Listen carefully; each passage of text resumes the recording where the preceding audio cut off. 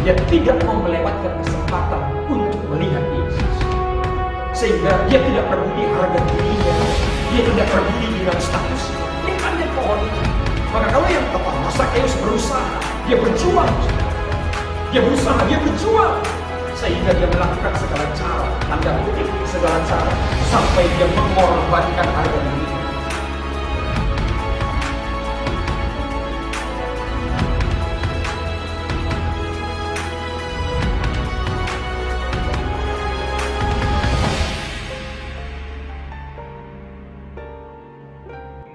Shalom Bapak Ibu Saudara-saudara yang Tuhan kasihi. Apa kabar saudara? Saya berharap kabar saudara adalah kabar yang baik, kabar yang luar biasa. Sebab kita punya Allah yang dahsyat, Allah yang luar biasa, dan pertolongannya tidak pernah terlambat atas hidup setiap kita. Nah Bapak Ibu Saudara-saudara, kali ini kita akan membahas tema yang sangat menarik. Saya beri tema khotbah ini diubahkan karena anugerah. Bapak Ibu yang Tuhan kasihi, kadang untuk sebagian orang dia merasa bahwa berubah itu sudah tidak mungkin lagi. Sehingga banyak di antara orang-orang sampai pada sebuah statement, saya ini memang begini. Ya saya memang sudah begini dari sononya. Ya saya nggak bisa lagi berubah. Ya terimalah saya apa adanya. Saudara-saudara, saya percaya bahwa kalau kita membuka hati, Tuhan sanggup ubah hidup kita. Dari yang jahat menjadi baik, dari yang sudah baik menjadi bertambah baik, dari yang sudah bertambah baik menjadi pribadi yang Tuhan berkenan, lebih berkenan, demikian seterusnya. Sebab kita akan mengalami sebuah progres dalam kehidupan, progres pengenalan akan Tuhan, progres pembentukan karakter kita yang diubahkan dari hari ke hari, sehingga dalam perjalanan hidup kita mengalami banyak perubahan-perubahan yang membentuk hidup kita. Kadang di keluarga tanpa kita sadari, istri menjadi pahat yang tajam atas hidup kita untuk membentuk hidup kita seturut dan berkenan di hadapan Allah. Kadang anak-anak kita dipakai Tuhan menjadi pahat yang tajam buat kita, atau sebaliknya suami dipakai menjadi pahat yang tajam buat istri, atau sebaliknya orang tua dipakai menjadi pahat yang tajam buat anak-anaknya.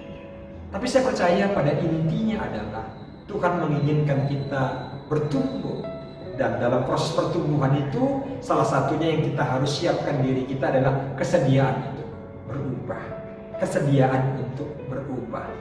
Ya, saudara-saudara yang Tuhan kasihi, Alkitab mengajarkan kita di dalam kitab Roma pasal yang 12 ayat 1 dan 2, berubahlah oleh pembaharuan budimu. Jadi ada perubahan cara berpikir, perubahan cara pandang yang pada akhirnya secara utuh menyeluruh menjadi perubahan kehidupan saudara sehari-hari, mentransformasi kita sehingga kita memiliki kehidupan yang semakin baik dan Tuhan berkenan atasnya. Diubahkan karena anugerah, itu tema kita hari ini. Saya akan bacakan Lukas pasal 19 ayat 1 sampai 10. Siapakah yang akan kita pelajari? Seorang yang bernama Sakeus. Ada lagu di sekolah minggu pada masa kita dulu kecil. Hai Sakeus, dia panjat pohon ara untuk melihat Yesus. Ada lagu, dan kita tentu tahu ketika kita bicara tentang Sakeus, umumnya kita pernah dengar nama ini, saudara-saudara. Kita baca dari ayat yang pertama dari Lukas pasal 19. Yesus masuk ke kota Yeriko dan berjalan terus melintasi kota itu. Di situ ada seorang bernama Sakeus, kepala pemungut cukai, dan ia seorang yang kaya. Ia berusaha untuk melihat orang apakah Yesus itu, tetapi ia tidak berhasil karena orang banyak, sebab badannya pendek. Maka berlarilah ia mendahului orang banyak, lalu memanjat pohon ara untuk melihat Yesus yang lewat di situ. Ketika Yesus sampai ke tempat itu, ia melihat ke atas dan berkata, Sakeus, segeralah turun, sebab hari ini aku harus menumpang di rumahmu. Lalu Sakeus segera turun dan menerima Yesus dengan sukacita. Tetapi semua orang yang melihat hal itu bersungut-sungut, katanya ia menumpang di rumah orang berdosa. Tetapi Sakeus berdiri dan berkata kepada Tuhan, Tuhan, setengah dari milikku akan kuberikan kepada orang miskin. Dan sekiranya ada sesuatu yang kuperas dari seseorang, akan kukembalikan 4 kali lipat. Kata Yesus kepadanya, hari ini terjadi keselamatan kepada rumah ini, karena orang ini pun anak Abraham. Sebab anak manusia datang untuk mencari dan menyelamatkan yang hilang. Saudara-saudara yang Tuhan kasihi, hari ini kita mendapat kabar baik bagi semua orang yang merasa hidupnya jauh dari Tuhan, semua orang yang merasa hidupnya pada jalan kejahatan, semua orang yang hidupnya merasa penuh dosa, semua orang yang merasa hidupnya terhilang dari Allah. Alkitab katakan pada ayat yang ke-10, sebab Yesus, anak manusia, datang untuk mencari dan menyelamatkan yang hilang. Save the lost. Yesus datang untuk menyelamatkan yang terhilang. Nah, karena itu saudara-saudaraku yang Tuhan kasihi, kembali kepada nats ini, maka kita menemukan beberapa informasi berkaitan dengan hidup Sakeus. Siapakah Sakeus? Siapa dia? Alkitab memberikan penjelasan tentang Sakeus. Yang pertama, Alkitab tadi katakan, saudara-saudara, Alkitab katakan dia seorang yang kaya. Dia pemungut cukai pada waktu itu. Bahkan dikatakan kepala pemungut cukai. Dia punya sumber pemasukan yang sangat banyak. Dia kaya raya. Tetapi kemudian Alkitab juga memberi catatan bahwa dia tidak disukai oleh orang lain. Saudara, saya kekurangan waktu untuk menjelaskan di khotbah ini kenapa para pemungut cukai pada masa itu tidak disukai oleh rakyat kebanyakan. Saudara, di kesempatan yang lain saya akan mencoba untuk memberikan khotbah berkaitan dengan pemungut cukai. Nah, saudara-saudara yang Tuhan kasih, lalu Alkitab juga memberi catatan. Alkitab loh yang memberi catatan. Alkitab yang memberi catatan. Sakeus disebut orang berdosa. Itu sebabnya gempar satu kota di Yeriko ketika Yesus berkata akan menumpang di rumah Sakeus. Bahkan langsung beredar selentingan kata-kata di setiap masyarakat.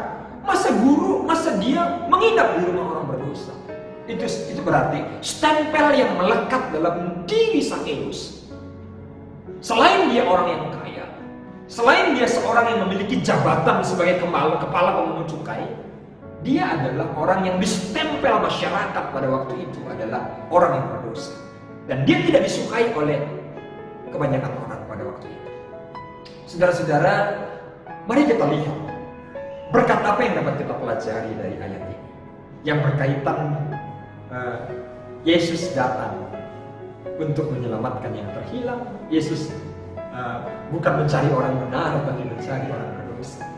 Yang pertama, teladan yang dapat kita temukan dari hidup Sakeus.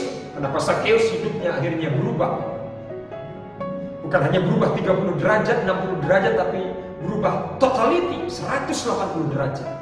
Berpindah dari kegelapan pada terang yang ajaib. Jadi perubahan yang sangat signifikan dalam hidupnya.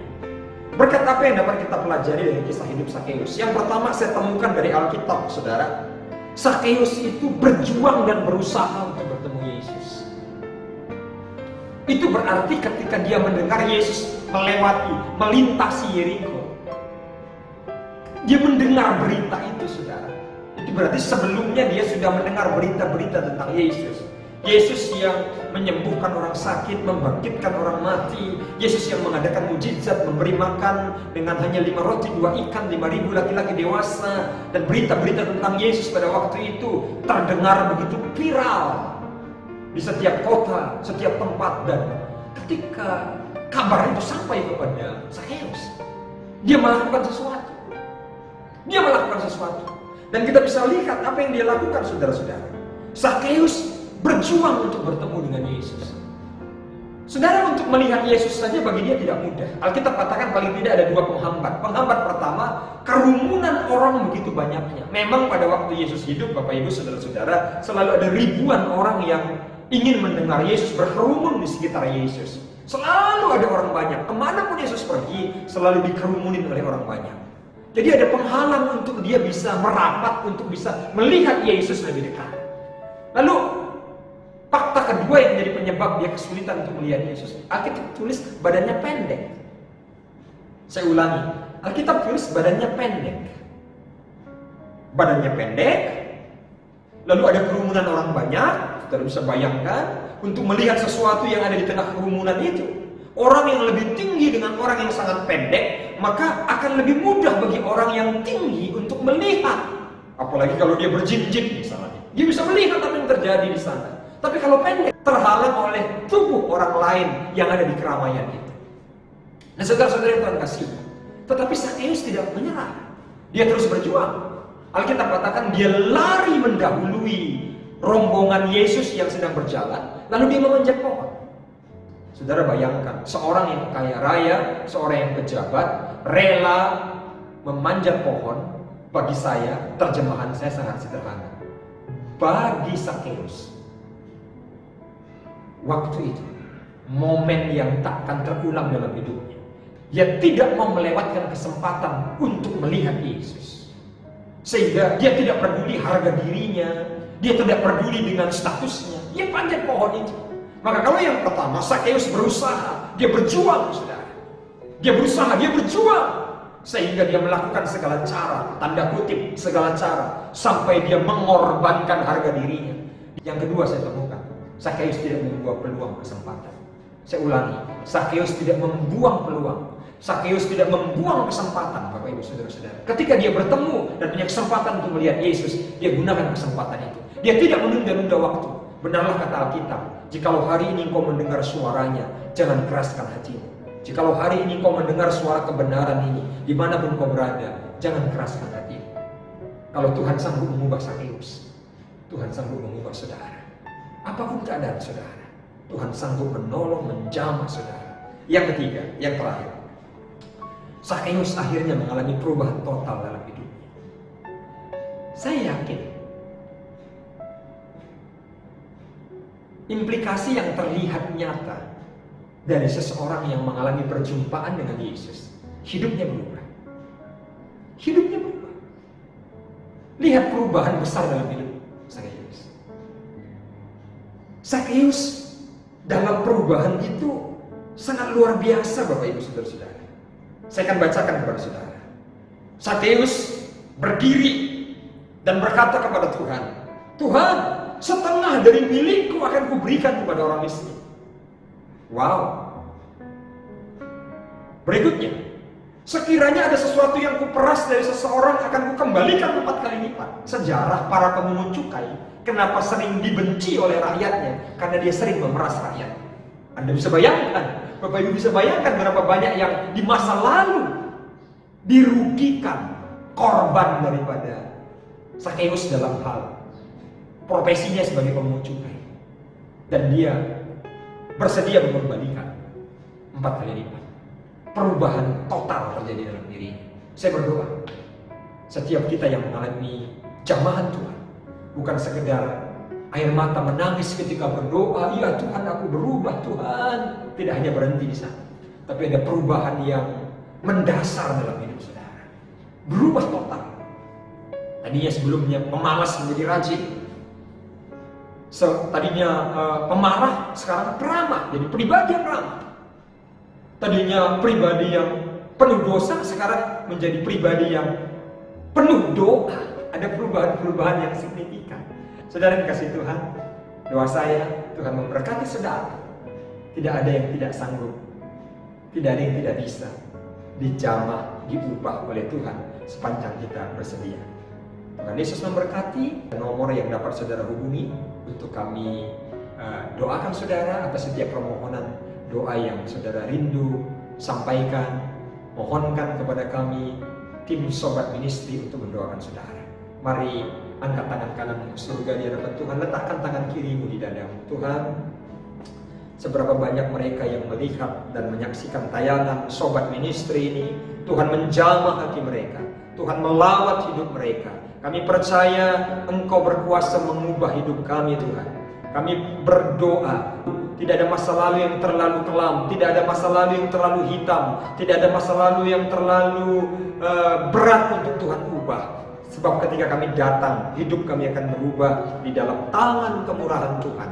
Engkau sanggup mengubah kami, Tuhan, dari seorang pecundang menjadi seorang pahlawan.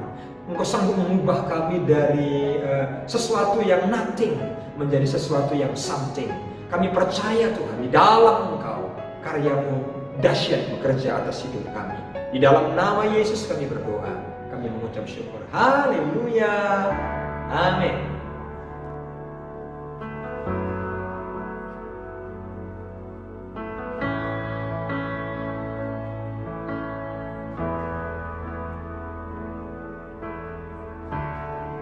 How I live for the moments where I'm still in your presence.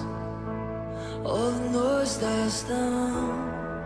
Lord, speak to me now. You have all my attention. I will linger and listen. I can't miss a thing. Lord, I know my heart wants more of you. My